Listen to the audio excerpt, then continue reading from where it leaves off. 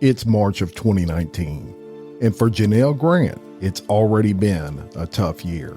After devoting around-the-clock caregiving to both of her parents, they both tragically pass away. Struggling financially and without a job, Janel dedicates herself to finding gainful employment while volunteering her time in her community. A close friend reaches out to Vince McMahon, the billionaire owner of World Wrestling Entertainment. To Janel's surprise, Mr. McMahon agreed to meet with Janel at his penthouse apartment in Connecticut. The meeting went well, and Janel was excited to work with the premier sports entertainment company, unaware that her start with WWE and Vince McMahon would also be the start of a nearly 3-year nightmare filled with humiliation, forced sex, and fear. I'm your host, Jim Chapman, and welcome to Exposed, the Scandalous Files of the Elite, Vince McMahon's ownership of Janel Grant.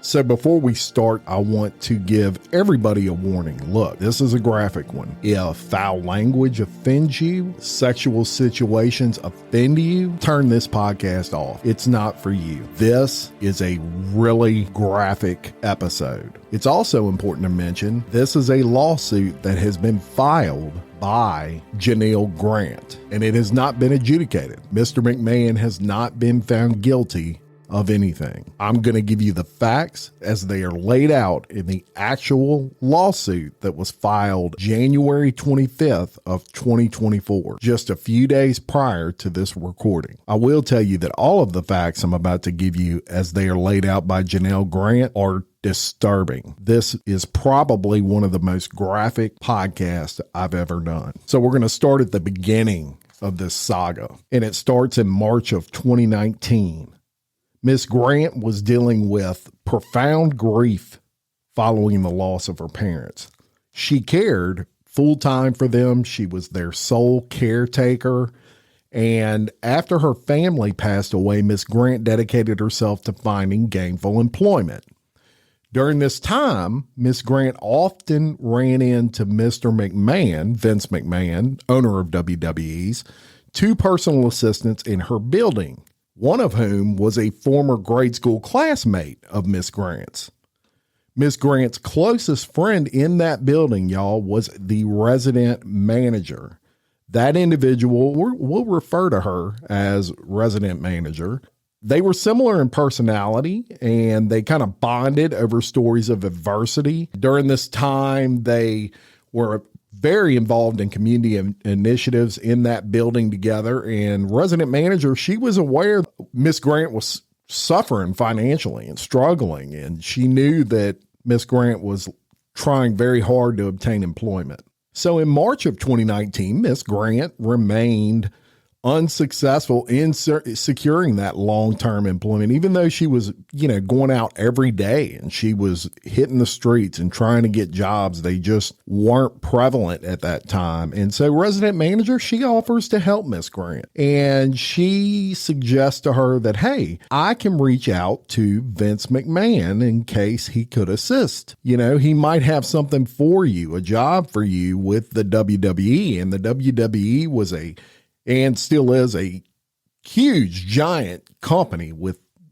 thousands of employees. And this resident manager happened to know Vince McMahon because he lived in the penthouse of the building. And that was one of his many houses, y'all. But he had an apartment building, the penthouse in this building that resident manager was in charge of. So resident manager reaches out and she texts Vince McMahon. And she basically asked him if he'd be willing to speak with Miss Grant to provide some advice about employment. Really, she was wanting him to offer Miss Grant a job, but she didn't want to seem too pushy. So she said, hey, maybe you can help her just figure out what she's doing wrong and why she's not able to find a job. So Mr. McMahon responds, and he's enthusiastic, and he proposes times to meet with Miss Grant to discuss this employment. Mr. McMahon said, hey, send me your resume and I'll, look it over and we can possibly meet. So resident manager does just that. She passes along Miss Grant's resume to McMahon, and McMahon sets up a meeting with resident manager to pass along to Miss Grant. So ahead of that meeting, resident manager tells Miss Grant to be as energetic as possible. McMahon is really big on energy. He loves people to come in and just not be nervous and, sitting in a chair. And obviously you're meeting with a legit billionaire. Of course you're going to be nervous, but she says, hey, don't let that eat you up. He loves energy. Be bubbly. So on or about March 23rd of 2019, Miss Grant arrives for the meeting in McMahon's condo, his penthouse suite there at that apartment. And she brings along with her some additional printed copies of her resume. She had a black notepad and she had some thank you cookies, right? Thank you so much for meeting with me. I mean, this guy's a legit billionaire, and the fact that he's even willing to meet with you to discuss a job personally is pretty big. And she felt very honored that he would do that. So she brings him some thank you cookies, which would make, if that were me, and I'm far from a billionaire, y'all, but if that were me, that would make an impression. So they sit at his dining table, and McMahon looks at Miss Grant's resume, and he's very complimentary of that. He compliments her communication skills as they go through the meeting, and even makes a reference that, it's really nice she has common sense. And then they kind of get into their personal lives a little bit, and some things that were said there. Miss Grant told McMahon about the hardship she had that kind of led resident manager to reach out to Vince McMahon to help her by offering her a job. She describes losing her parents, her family's bankruptcy, and some other trauma that, led to her to say, I really need to find me a really good job and ensure that I don't go through losing a home again, because she had always taken care of her parents. So when their house got sold in bankruptcy, she lost her house too, right? So Vince McMahon, he's very receptive of this, and he shares some stories about his upbringing and his traumatic childhood, growing up in poverty, current family dynamics. And he mentions in there his separation from Linda McMahon, who he described as his ex, and even went as far to say she was long gone.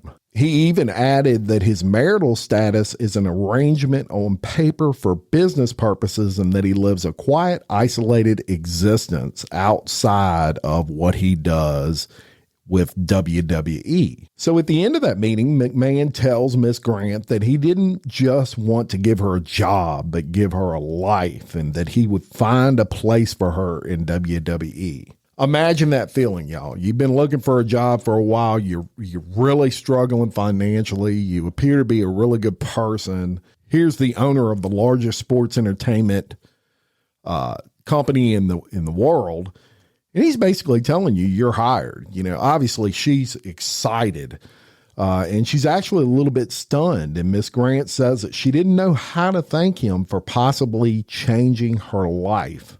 McMahon responds that a simple thank you is enough, and that he'd accept a hug. And they stood and they embrace. And McMahon tells Miss Grant that he'd get the ball rolling on the next steps. But it was a busy time of the year. WWE was preparing for WrestleMania, and he explained to her that that's like the WWE Super Bowl. That's how he described it, and I would agree with that. He then invites Miss Grant to attend WrestleMania as a guest, and he said, hey, bring along resident manager with you.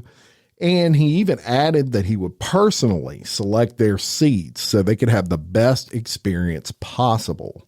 So McMahon advised her that his office will reach out to her to set up a meeting with a trusted official.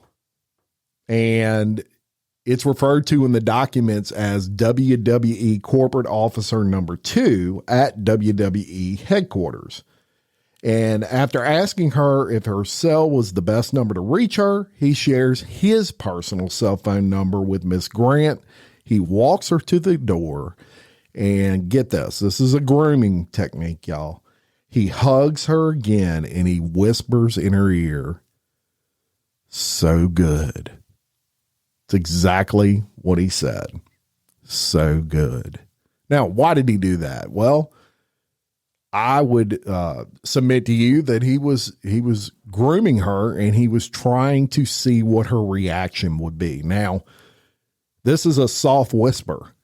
This isn't, imagine this, y'all. The owner of the WWE, billionaire, Vince McMahon, walks you to a door. And for those of you that aren't familiar with Vince McMahon, or vaguely familiar, even at his age, and this is back in 2019, he's obviously older now, being that it's 2024, but also he's really kind of went down in the last couple of years in the health department, I guess you could say. You can really see that age is kind of hitting him now, but back in 2019, he was built like a brick shithouse, to say the least. I mean, he looked like he was 40, muscle on top of muscle. He's a statuesque guy to begin with, a good looking guy. Not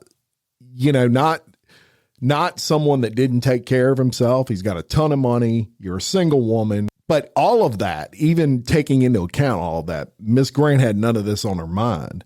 But he wanted to see, I submit to you, that he wanted to see what her reaction would be. If she jumped back and she said, "Oh my God, that was slimy," well, he would never take that any further, right? Well, of course she's not going to do that. She's desperate for a job. I just painted you that picture. This woman is desperate for a job. So even if it was somewhat off-putting to her, look, she needed a job. And that could just be kind of the way Vince McMahon is. So she didn't really respond to it. She just left.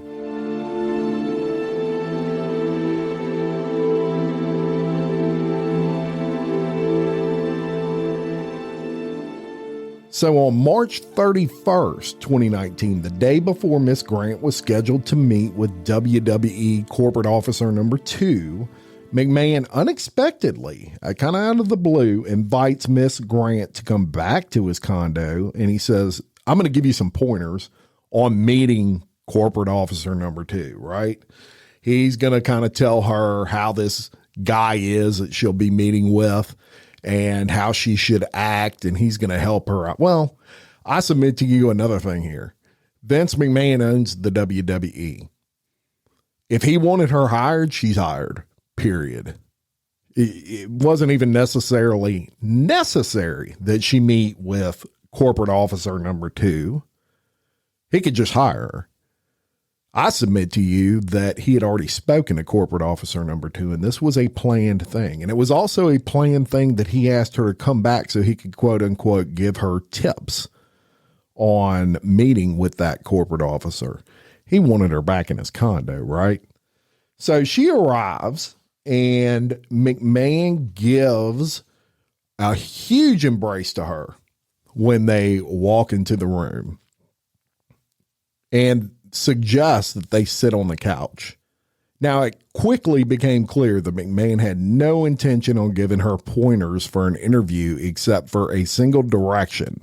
And he basically told her if the topic comes up during the meeting, Miss Grant could just say they met through a mutual friend. She doesn't have to go into anything else. That was his statement to her. That's a grooming technique, y'all. He wants to see if she will lie for him. So during this particular meeting, McMahon describes a surgery he had on his knee, but he describes it by touching her leg, and then he kind of draws a line on her knee where the surgery had taken place with his finger. Now imagine this, y'all. You're sitting on a couch, and the owner of this company is taking his finger and basically tracing your knee with it.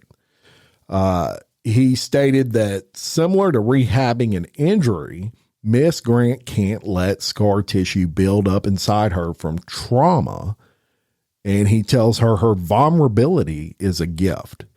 That's a grooming technique. Both of those things. Number one, if I'm drawing a line on your knee and you don't move my hand, you don't slap it away, you don't jump back, you don't look at me like it's cringy, well, I'm seeing how far I can take that, right? So also, he talks about her vulnerability being a gift. He's trying to appeal to her soft side.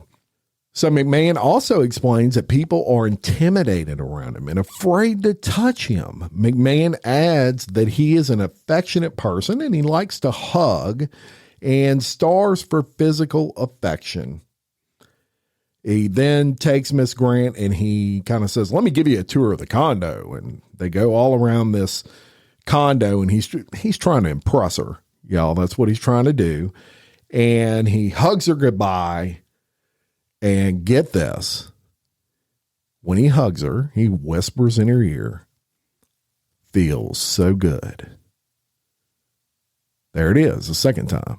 Feels so good. That's what he whispers in her ear, trying to see what her reaction is, seeing how much he can get away with, right? So she leaves, and on April 1st of 2019, Miss Grant does meet with corporate officer number 2 at WWE headquarters, and that is also located in Connecticut.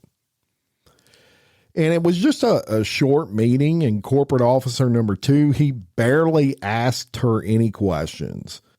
Essentially, he sits her down. He says, I'm trying to figure out where you're going to be placed. And then he promises that that they'll be in touch after WrestleMania. So like I told you, Vince McMahon's already talked to that guy. They're already planning on hiring her. He wanted corporate officer number 2 to see what she looked like.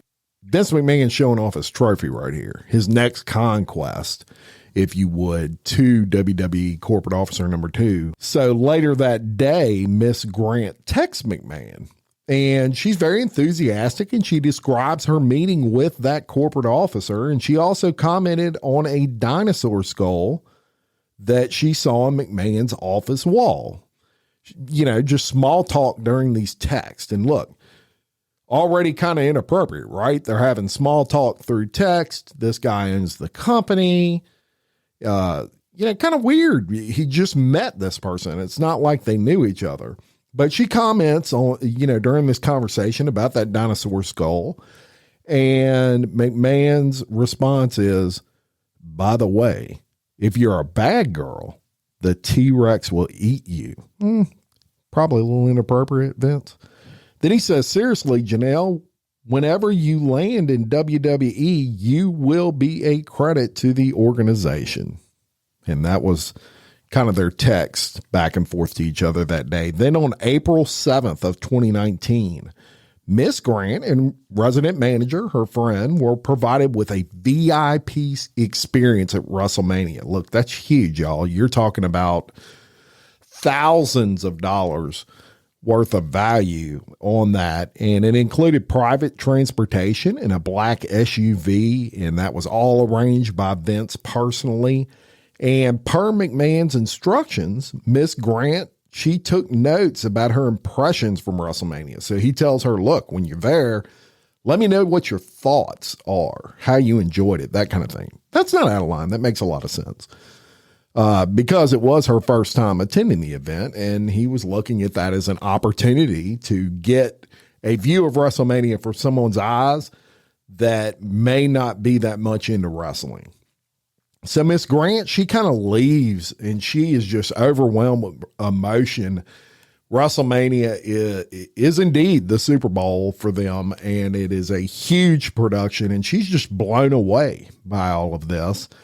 And she's feeling hopeful at this point that everything McMahon has told her about her, possibly rising quick in the company and all those sorts of things was going to become a reality. So she's excited about her job, to say the least. So over the next several weeks, Mcmahon invites Miss Grant to his condo on several occasions. And each time he assures her, we're going to find the right position for you at WWE. Kind of each time that she meets with Mcmahon, Miss Grant brings sample job descriptions she finds online to review with him. And she basically goes to the WWE hiring section of their website and she says, oh, I think I can do this job. I think I can do this job. Any role that she felt like she could fit in. And McMahon listens to Miss Grant.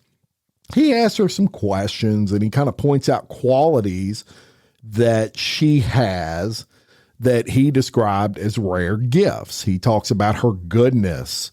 He says she's very vivacious, right? He uses the term vivacious, but she has a childlike innocence and the ability to be vulnerable. And while all those things are compliments, they also are things that if you're trying to groom somebody, you look at as easy targets: vulnerability, childlike innocence, those sort of things. And he also initiates long, physical embraces with Miss Grant. So where these hugs are basically getting longer and longer.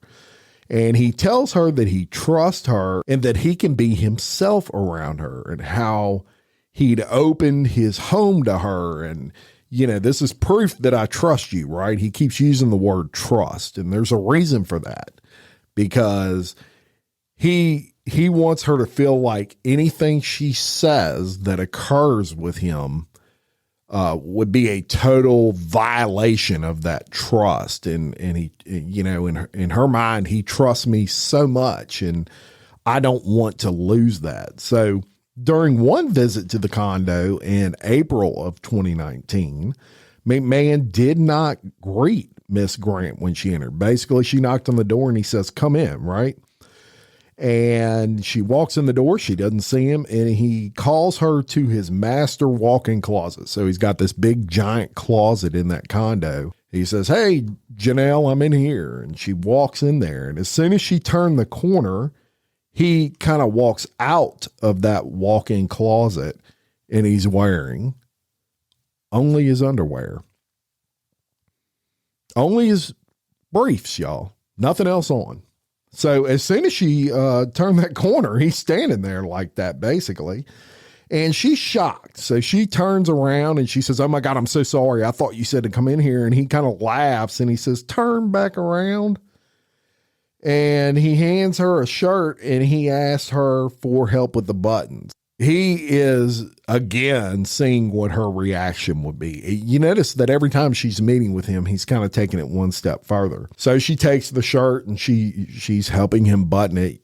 I'm sure she thinks this is weird. Again, she's wanting this job, right? He's dangling this job out in front of her. So he reminds her that he was working hard on her role and said he felt good about her taking care of him. Around that time, McMahon also tells Miss Grant that he would never forget how helpless she looked when they first met and that he wanted to wrap his arms around her. And he assures her that everything's okay and that Miss Grant's problems were in the past. And he also tells Miss Grant that he viewed her as a true friend. Y'all, that is textbook grooming right there.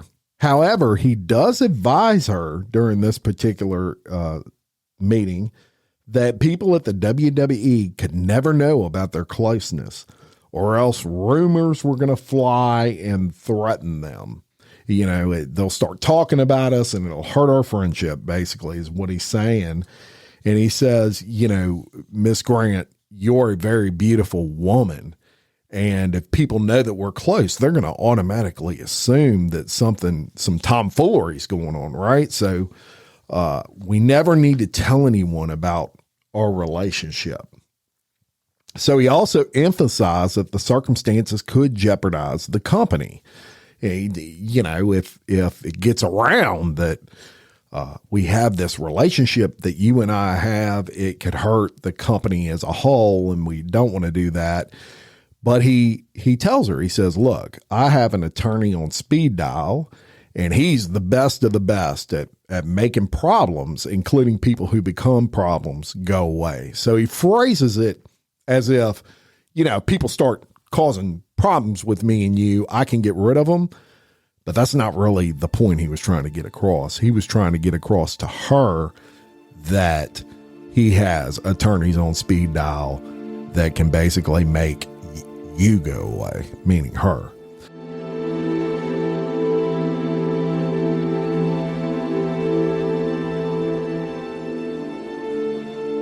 On April 21st of 2019, Mcmahon unexpectedly invites Grant to his condo to provide her with an update. So you notice he's just calling her out of the clear blue a lot and inviting her to his condo. And he says, hey, come up here. I want to give you an update on her job. And upon her arrival, Mcmahon assures Miss Grant that he was a man of his word, that his office would be in touch with her soon for the right role.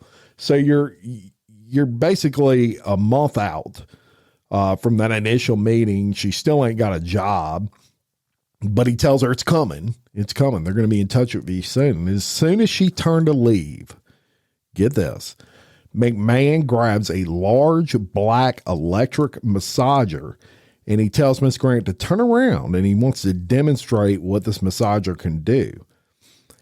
He quickly moved to rubbing his hands on Miss Grant's upper back before reminding her that she would hear from his office about next steps in a day or two.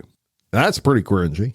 Sure enough, 2 days later, Miss Grant's contacted about further meetings at WWE, and a week later, she meets with two high-ranking human resource officers, and they're referred to in the document as human resource employee number 1 and number 2. Okay, so that's how we'll refer to them. And they provide Miss Grant with her impressions about the company culture in the WWE, and they confirmed that the ball was in their court to figure out where she would fit in best. So on May 5th of 2019, Miss Grant visits Mcmahon's condo again after he calls her, and the topic of bucket list came up, and she expressed that she'd always dreamed of attending the Belmont Stakes. That was, the big horse races. And that was something that was kind of on a bucket list for her. And McMahon responds he would personally acquire 2 tickets for her. And Miss Grant says, I can't accept that. And McMahon stands up from his chair, very statuesque, and he kneels down in front of the chair where Miss Grant was seated. And he kind of keeps her from standing. And he leans close to Miss Grant and tells her to kiss him. So Miss Grant, she kind of pauses for a second. She's taken aback. And then she gives McMahon a kiss on the cheek. To which McMahon sighs and he says, that's not what I meant. So get this, y'all. He gets up. He kind of storms off to his bedroom and he tells her as he's storming off that he wants her. And she swiftly rejects those advances, and she kind of tries to, she doesn't want to lose this job. So she's trying to kind of reason with him, and she says, look, this has put me in a really bad position because I kind of need this job and you're coming on to me right now. And she pleads with McMahon to stop and think about what he's doing. So McMahon essentially starts begging her, and he repeatedly says, look, just let me hold you. Let me hug you. And she's freaked out right now. And, this is her account, y'all. But she says out of fear for her employment, and, she still had in the back of her head that he has this big legal team that can deal with problems. Miss Grant lays down in bed next to McMahon and kept her hands and ankles crossed. So, picture this in your mind. She finally gets on that bed and she lays next to him, but she's got her legs crossed and she's got her hands clasped. So that is a defense mechanism, and it is the body's reaction to something that she doesn't want her legs uncrossed, because guess what can happen when they're uncrossed, right? And same thing with her hands. She doesn't have to put her hands around him if she's clasping her hands together. And that she probably wasn't even thinking about that. That's the body's reaction to what's going on. And she says, okay, you can hug me, but that's as far as it's going. So they're laying in bed and he's hugging her and she's, this is, in her account, very uncomfortable. And she's trying to make small talk about WWE's storyline. So she had been starting to watch wrestling, considering she might be working in that field. And she's doing anything to take the topic off of sex, right? Which is what he's wanting. So she starts talking about storylines. And McMahon suggests she should watch the next episode of Monday Night Raw and text him before the broadcast. And she says, okay, I'll do that. And he then turns to her in the bed. He forcibly kisses her and he begins to pull the strap on her sweater down. And Miss Grant then sits up and says she needs to leave and had a lot to process. And she just leaves. So the next day, she had agreed to watch that Raw and she does that. And she texts McMahon right before the show. And she says, hey, wish you well tonight. And she was shocked when he appears on the show and he texts her back in the middle of the live broadcast. And he says, that was a very nice message. Made me smile. That was his response. So what's he doing? He's trying to impress her here. And he's trying to let her know, hey, you're on my mind, even though I've got 100 million other things that should be on my mind because of this huge production. Then on May 9th of 2019, he texts Miss Grant and he says she'll have a job at WWE by that Friday. This excited text. And then the next day, human resource employee number 2 calls Miss Grant and he tells her that corporate officer number 4 would contact her at 4:00 p.m. to discuss a legal role. So after her call with corporate officer number 4, Miss Grant sends McMahon a thumbs up text message indicating the call went well. And that's important, y'all. She didn't text him words. It was just kind of a thumbs up. So to me, it's apparent at this point that it's getting a little bit cringy for her. It seems like she's trying to avoid that personal relationship that they were having and communicate with him as little as possible without offending him. So that's why she just sends a thumbs up, in my view. So around 7 p.m. that same day, WWE corporate officer number 4 unexpectedly calls her a second time, and he formally offers her the job. And he says, hey, you're hired. Welcome to the WWE. This big moment for this lady, right? So on May 11th of 2019, McMahon invites Miss Grant to his condo again, and he asks her to lay in bed with him before informing her that he had ordered WWE corporate officer number 4 to offer her the job, even though the job description had not been firmed up beyond a high-level summary. So essentially telling her, we've got you a job. We don't exactly know what you're going to be doing, but it's going to be high level and all of that. And he's telling her to lay in the bed with him while he's telling her this stuff. What a dick.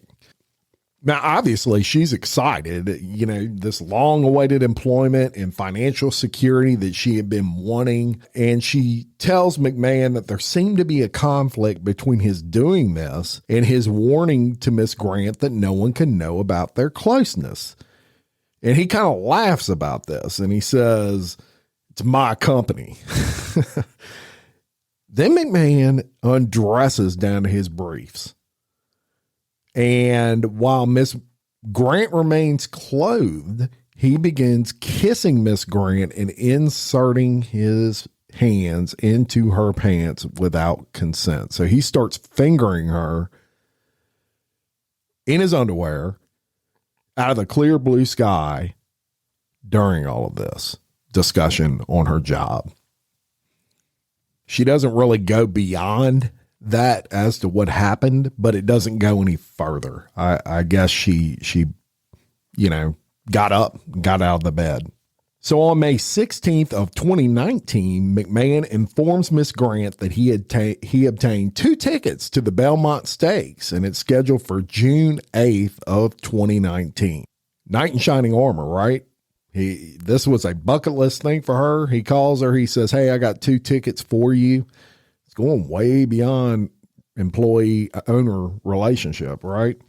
So on May 17th of 2019, Miss Grant receives an offer letter from the WWE for an entry-level job as a legal administrative coordinator.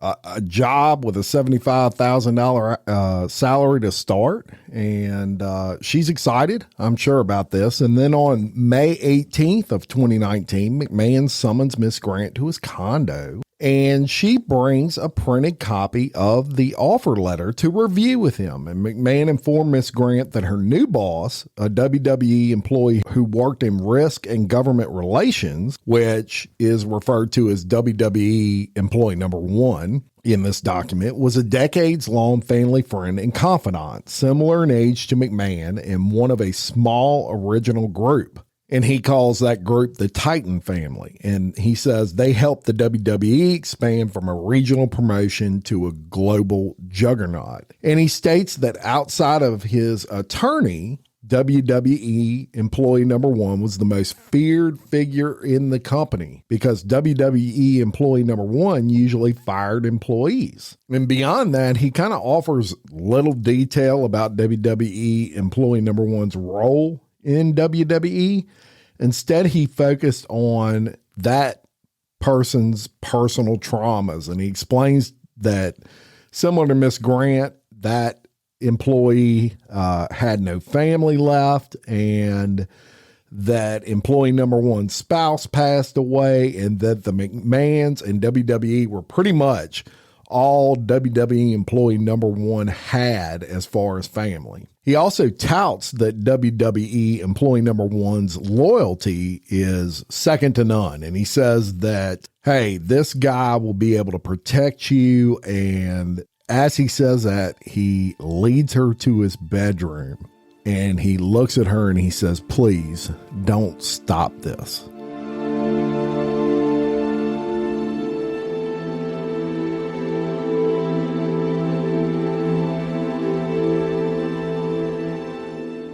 So it was during that meeting on May 18th of 2019 that Miss Grant says she felt coerced into engaging in sexual activity and that McMahon had trapped her in an impossible situation. She obviously feared adverse career and personal consequences, but even more than that, it was the legal retaliation if she declined his advances. McMahon stated that this is what I have been waiting for. McMahon then lays her on the bed, spreads her legs, and begins performing oral sex on Miss Grant. Miss Grant then says, you need to use protection, and McMahon responded that there was no need to worry because he was clean. Miss Grant at this point felt used. She felt used for his gratification in her words in this document, and she goes numb and she was unable to make eye contact. She just basically went into this whole other world.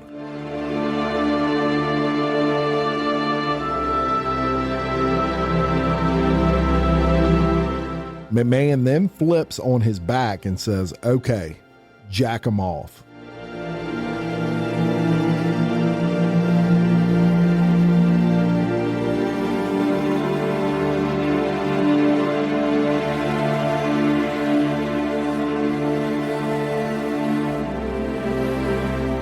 So basically, he didn't have a condom, and she's like, if you don't have a condom, we're not doing anything. And he flips over and he says, well, then you're going to jack me off.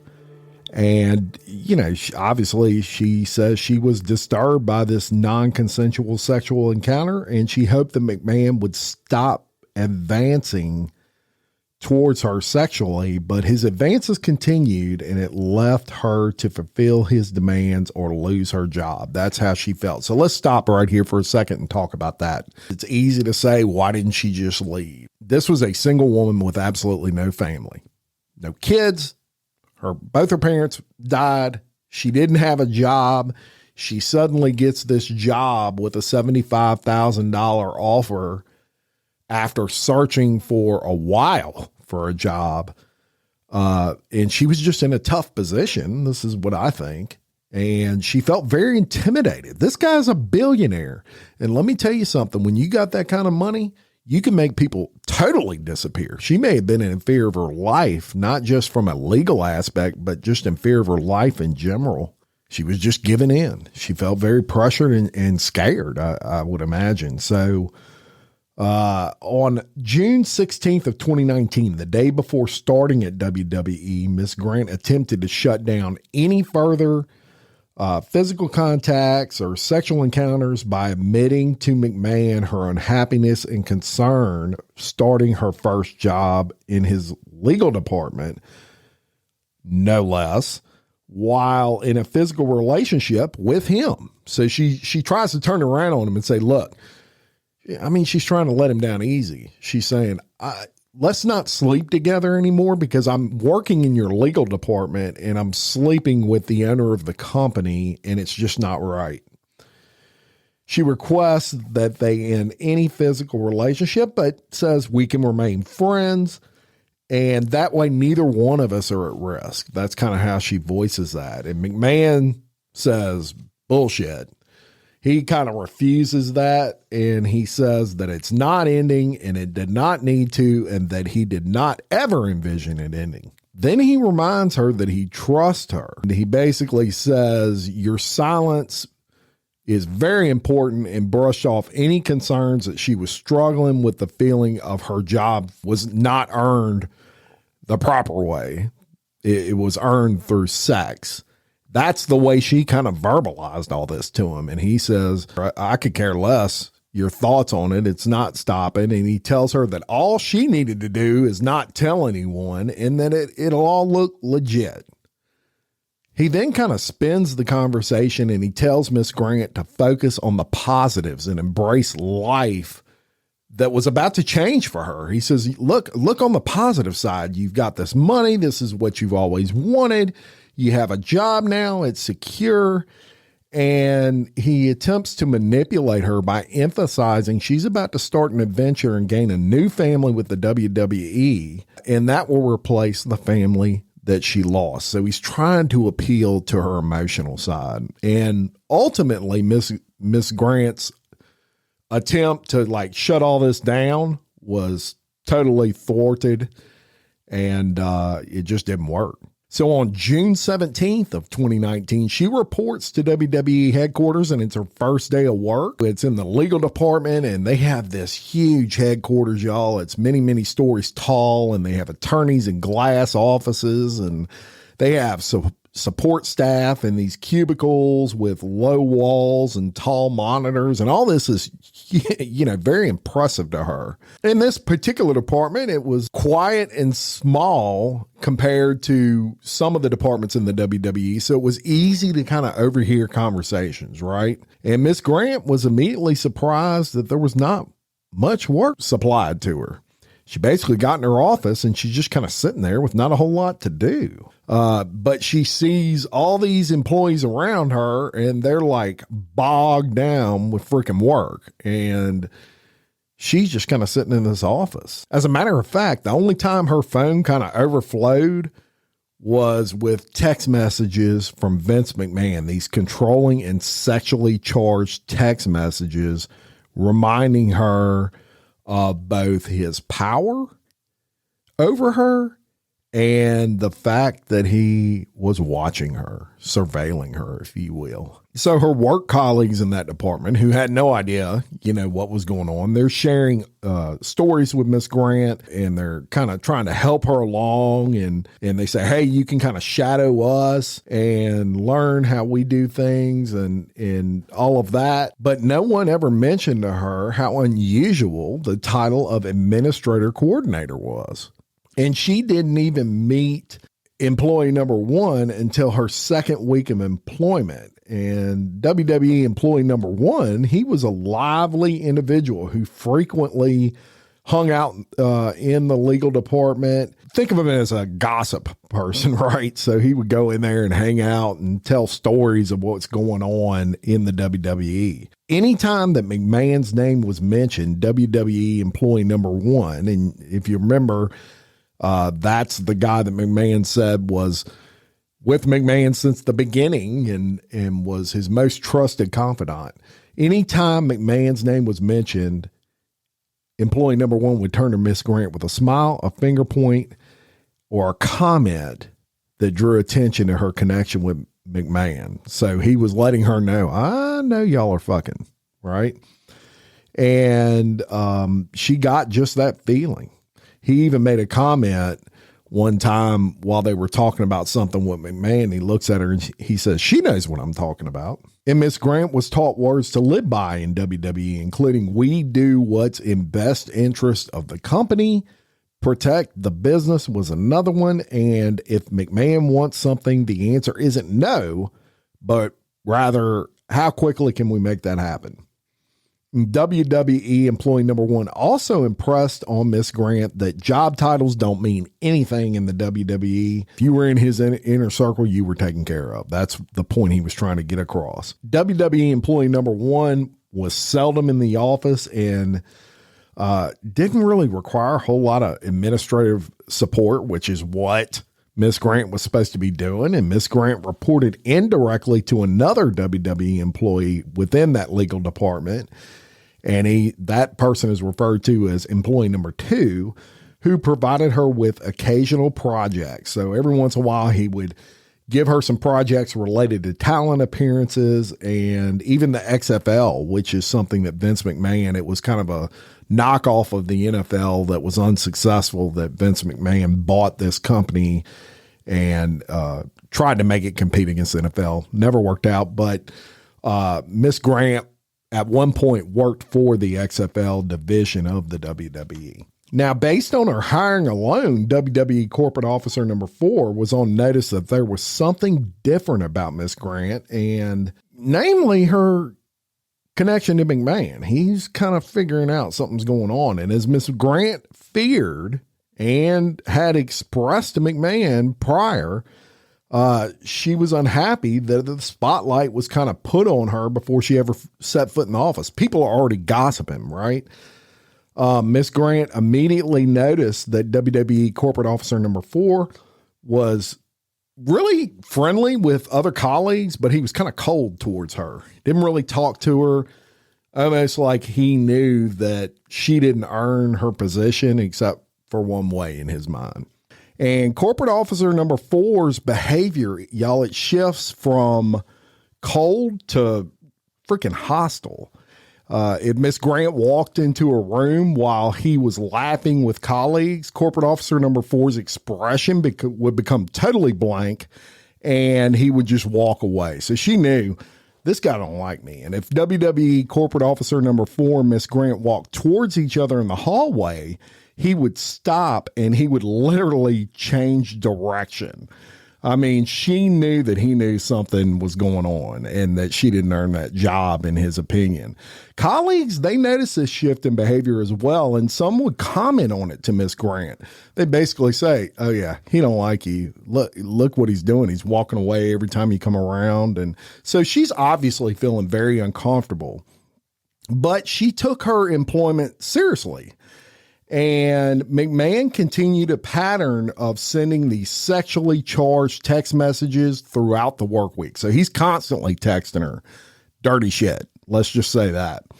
And basically in these text messages, he's alluding in a very grooming sort of way that these these text messages, if you respond in a negative way, it's probably going to mean your job. All right. So she feels no really recourse except to respond in kind. So she's placating him, for lack of a better word. I mean, look, y'all, whether you agree with it or not, this woman had no family, no kids, and needed a job. And you've got the owner of the largest sports entertainment company in the world. You're placating him because you don't want to starve to death. Right. So From all of this, she begins to experience these panic attacks. It literally bothers her so much. She's having panic attacks in the office. Physically, she's feeling totally drained all the time. And she texts her friend, resident manager, as it's referred to. And she says, you should see the way that people look at me when I'm having an attack. But while her coworkers notice, no one dares to get involved. So they see that something's not right with her, but no one says anything to her. They don't want to get involved in all that. They're probably used to it, right?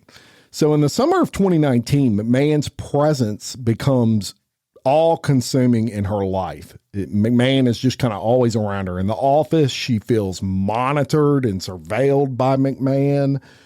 And this does nothing to help her panic attacks, right? She's feeling pressured all the time. And outside of the office, McMahon sexualizes her entirely.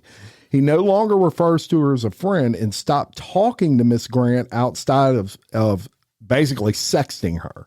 So all their conversations, it wasn't friendly anymore. He's sexting her and he's talking about fantasies, and any non-sexual text related to like life, he wouldn't even respond. If it didn't have to do with fucking, he didn't respond to it. That's all he wanted to talk about. So what's that tell you? Does he care about this woman? He wants her to send him explicit photographs. So he starts texting her. He says, send me naked pictures. And he says that's part of her sexuality and she needs to embrace it. What's he doing? He's rewiring her. He's rewiring her mind right here. And given the control that McMahon had over her employment, she feels compelled to comply. And so she starts placating this, and she's sending nude photos to McMahon's mobile device. And Miss Grant was routinely assured that, hey, these are going to remain private. I'm not going to show these to anybody. It's part of our, he would call it, secret world. So McMahon begins to degrade Miss Grant at this point. He calls her his bitch. And he hints at a fascination with having other people watch them engage in sex. So basically, McMahon's got this whole other side to him where he's, obviously wanting someone to be absolutely and 100% submissive in his property. And that's what she's becoming. She details encounters during which McMahon caused Miss Grant to sustain physical injuries, y'all, including bleeding and pain and forceful use of sex toys. Despite Miss Grant's plea to stop any of this further sexual activity, the sexual encounters actually increase, and McMahon's physical aggression increases with them. So what's he's doing? Every time they meet to have sex, he's pushing it further and further. It's like a kid, right? The more you give in, the more they take, because they're wanting to find out where that line is. He's trying to find that line with her that he can't cross, and he ain't come across it yet. Now, McMahon was most aggressive when using the certain sex toys named after WWE wrestlers and performers. And he was most aggressive when he would use those with her. And he named the sex toys so that the color of the toy matched the race of the wrestler.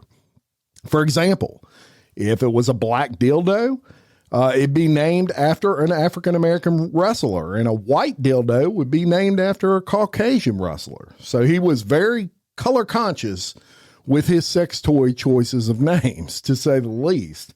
And in addition to his infatuation with pretending that other men, and look, y'all, namely certain WWE talent, were in the room with them, this was yet another incremental step towards desynthesizing her, meaning Miss Grant, to his fantasy. He's trying to rewire her completely into this just total sex slave of his. And so they're using these sex toys, and he's saying, I'm not going to reenact it, but he's basically wanting her to pretend that these are people that he actually knows and employs. And eventually, demands that she perform sexual acts for or have sexual contacts with others within the WWE. So how did he start off? Let's talk about that for a second. He starts off with the sex toys. And then somewhere during all of this, he tells her, okay, I want you to have sex with actual wrestlers. But he started off with the sex toys and saying, pretend like these were the wrestlers. That's grooming, y'all. So during a David versus Goliath type wrestling match in 2019, Miss Grant shares with Miss McMahon her thoughts on the event, right? They get together. She says, here's what I think about it. She says, rooting for the underdog I thought was a great thing. And she kind of gives ideas for future events. She's trying to make this professional. McMahon, he compliments her for her creative input, and she believes she was taken seriously until McMahon named a dildo after the smaller wrestler and attempted to sexualize the situation. So he says, that's a great idea. Yeah, we should root for the underdog. And if that was Wrestler X, he then takes a dildo and says, pretend like you're fucking Wrestler X. Bruh. Seriously? So by the fall of 2019, McMahon frequently, presses for these nude videos now. He went from nude pictures to now nude videos. Y'all seeing a pattern here?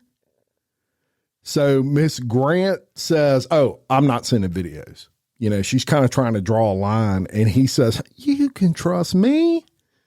Just send them.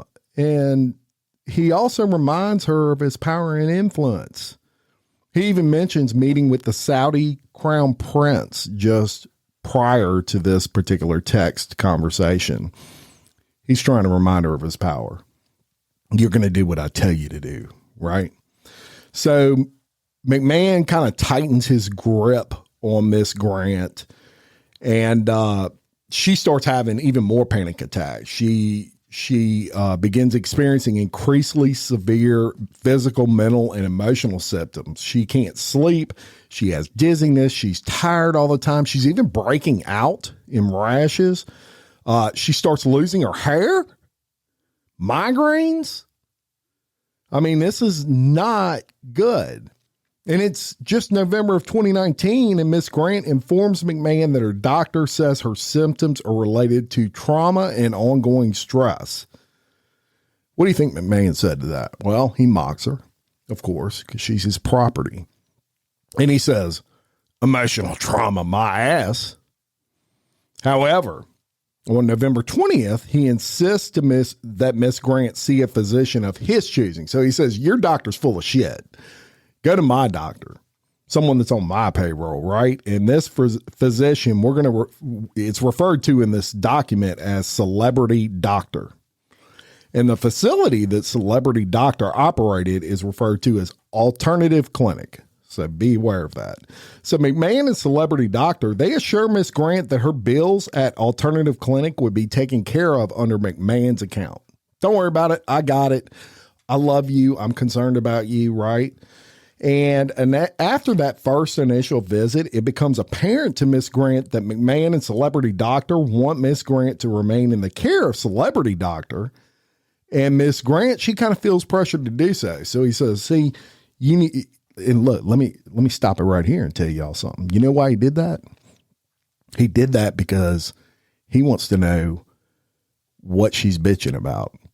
He wants to have a heads up on, hey, she's coming here and she's saying this and that. And he wants to be aware of that, because if it's not celebrity doctor taking care of her, if it's another doctor and she lets it slip that all this is going on, all hell is going to break loose to him, and he can't let that happen. That's why he did that. So celebrity doctor made comments that McMahon had saved her life. This is a doctor, but he's on McMahon's payroll. That's his boy. So he's looking out for McMahon. He says, hey, look, McMahon saved your life, and he's trying to kind of rewire her that all this is okay. If it weren't for Vince McMahon, you'd be starving to death, right? To tell you how uncomfortable she was, she couldn't even make eye contact with celebrity doctor during their initial sessions. Look, y'all, that's an obvious sign of trauma. When you can't make eye contact, it's obvious sign of trauma. So Miss Grant acknowledges having a relationship with McMahon during these visits with Celebrity Doctor, and he doesn't even really react to it. As a matter of fact, he tells her McMahon saved her and there were many different paths to God and love. Isn't Celebrity Doctor nice? So Celebrity Doctor lavished attention, treatments, and products on Miss Grant, all of which were paid for under McMahon's account. So he's covering all this stuff. And Miss Grant was never provided with any receipts or anything like that. And when she asked about these treatments that he was giving her, Celebrity Doctor challenged her on whether she trusted Celebrity Doctor. So he's basically saying, why are you asking me? Why are you asking me why you're taking this pill? I'm the doctor. You just take it. You don't trust me? Damn, that's manipulative, y'all. I ain't taking shit without asking somebody what I'm taking. That ain't going to happen. Each session, y'all, lasted about an hour. She would leave and she was like drained, exhausted, because he would do these deep dives into her personal and her work life. And she just felt, it was bringing up a lot of bad shit. And she just felt like wiped after these sessions. So on January 30th of 2020, WWE releases issued a press conference, and they announced that co-presidents of the company at that time, a guy named George Barrios and a lady named Michelle Wilson, were departing the company and no longer serve on its board of directors. During that time, when that was announced, WWE stock tanked because they were studs, right? Both George and Miss Michelle. And so the public looked at this as a problem, that they were leaving. The stock tanks, and they announced that Frank Riddick Jr., who was a member of the board of directors for more than 11 years, would be the CFO, and he would report directly to McMahon. And on February 3rd, McMahon sends a message to Ms. Grant, and he says, there's a lot of rumors circulating about me and you. That's what he says in that message. And he warns Miss Grant that these rumors were not good for either of them. Then on February 10th, without any advance warning, Miss Grant temporarily relocates to the XFL again. And Miss Grant, having been desperate to escape the feeling of being trapped in her existence with the WWE, she applies to remain in the XFL because she's kind of away from that wrestling side. She's a little bit detached from McMahon at this point, and she likes it. On March 6th of 2020, she openly vocalizes her desire to remain with the XFL to friends that she works with. And she even says when she's working on the WWE side of things, it's kind of like nothingness. And she sought permission from her boss to transfer. And that was employee number 1 and corporate officer number 4. So days after this, she tells McMahon about her application to remain with the XFL. She basically says, I'm just happier on this side of things. And her request, denied. Nope. You're not doing it. I can't control you there. Right. So in the weeks that followed, despite McMahon's warnings about rumors and for Miss Grant to play dumb, was his quotes, he begins showing explicit photos of Miss Grant to people both inside and outside of the WWE. And on March 26, he sends a lengthy message to Miss Grant describing in detail the circumstances surrounding sharing these explicit photos of Miss Grant to a former WWE referee. McMahon describes how WWE referee left to masturbate and told Miss Grant she had made a perfect stranger happy. WTF, y'all. Miss Grant initially dismissed this as mere fantasy talk. So she says, he wouldn't actually do that. He's doing that to try to see if he can rile me up. But she voiced apprehension about McMahon to sharing naked photos of her with someone she really didn't know that well. And McMahon's response was not to comfort her. In other words, he didn't say, you know what, you're right, I shouldn't have shared them with somebody you didn't know that well. Instead, he says, oh, that WWE referee, he's loyal to me. He's not going to say anything to anybody. I just want to give him those to masturbate. You can't make this shit up, y'all. So the sharing of the explicit photos, you know, it scared the heck out of her because she's like, how many other people has he showed he hasn't told me about? And she starts to figure out McMahon has what you would call a lack of self-control. And it further scared her that these private and intimate photos, which included her face, were being shared with complete strangers, people she didn't even know, never met. So she's walking past people, and I guarantee you she's wondering, have you seen me naked? You know? So on March 30th of 2020, McMahon messages Miss Grant, the WWE referee, oh, he showed a friend a naked photo of you. She's mortified. Totally. Then on March 31st, Miss Grant expressed concern to McMahon that she had no intention of having sex with these strangers. He had, you know, he was trying to get her to have sex with friends and shit that she didn't even know. She says, I have no intention of doing that. And she wanted McMahon to make that clear to the people he was showing these pictures to. She felt threatened and distressed by the responses her pictures were getting, and she made it clear she didn't want the perception of her moving beyond the point of mere fantasy. Shortly after, McMahon surprised Miss Grant with the news that he had protected her job from a furlough at the WWE. And the furlough affected a large number of employees, but he tells her, hey, I personally made sure that your job was safe. Manipulative. The most important figure in Miss Grant's life, basically, is, you know, and he's meticulously trying to assert power and control over every aspect of Miss Grant's life. And she feels intensified over the consequences that could result from his actions, particularly by sharing her naked pictures. She becomes totally paranoid. She thinks everybody's done seeing her naked, right? Freaks her out. In May of 2020, McMahon recruited an individual who he referred to as his friend to engage in a threesome with McMahon and Miss Grant. The friend turned out to be McMahon's physical therapist at an alternative clinic, so we'll refer to them as physical therapists. To induce Miss Grant's participation in the threesome, he refers to Miss Grant as his girlfriend, and he starts sending her flowers. Nevertheless, on May 8th, 2020, she expresses apprehension. She doesn't want to do this threesome. In response, McMahon insisted that I've already told him this was going down. And he says he would lose a friendship if she did not go through with it. How messed up is that, y'all? He wants her to feel bad because he's going to lose a friend because she won't participate in a threesome with him. So on the day of the threesome, which was May 9th, the next day, Miss Grant showed up to the condo and reiterates she didn't want to go through with it, right? She tells him, I really don't want to do this. She expressed fear for being thrown around like a rag doll by McMahon and the physical therapist. After Miss Grant makes it clear that she wants to back out, McMahon responds by telling her for the first time, y'all ready for this? That he loved her.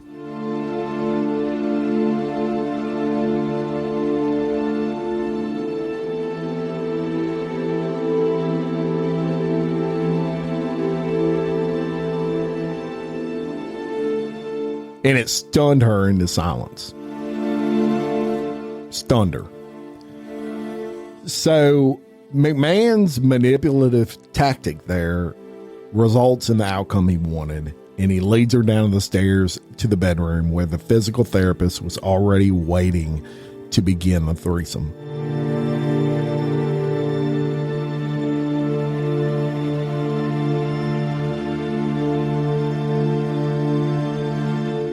McMahon immediately directed Miss Grant to lay down on her back in a supplicating position. While straddling over her, McMahon defecates on Miss Grant's head. I'm going to let you think about that for a second.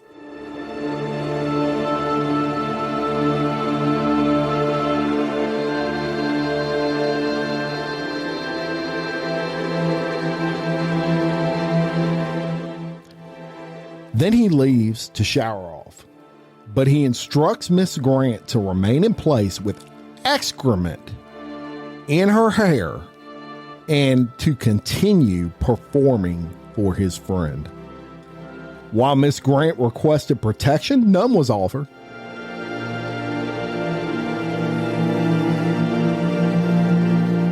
McMahon and the physical therapist actively continued with the threesome and directed Miss Grant's sexual performance for around an hour and a half while she was left covered in feces.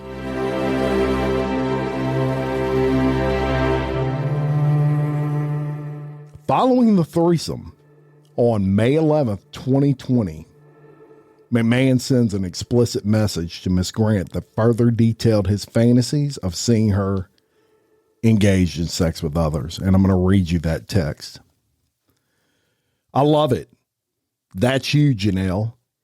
You just can't get enough, can you? In the future, it's going to be so bad, you'll demand to be fucked twice a day and not just with blank in a three-way.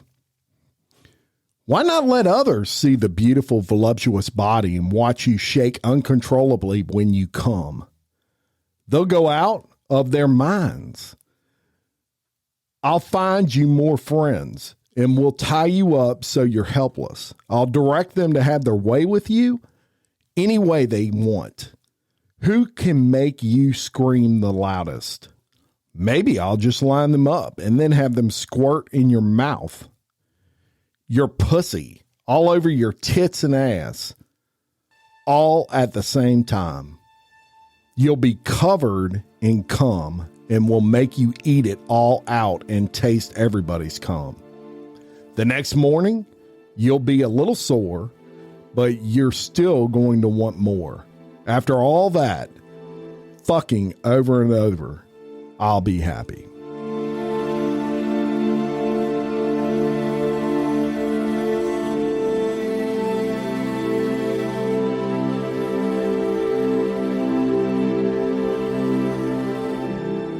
I'm going to leave that right there today, but I'm not going to make you wait a week. I'm going to drop the other episode tomorrow. I've been a fan of the WWE my entire life. This shit is disgusting. And it's important to note and mention, and I'll do it again. I did it at the beginning of this episode. This is a lawsuit against Vince McMahon.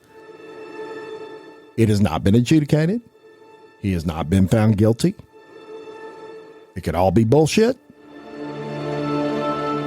But this isn't the first time these accusations have came up, or the second, or the third, for that matter. If even a grain of this were true, this guy needs to be in jail, in my opinion. He's sick. So, thank you for listening. And I'm your host, Jim Chapman. We'll see you next time. Peace.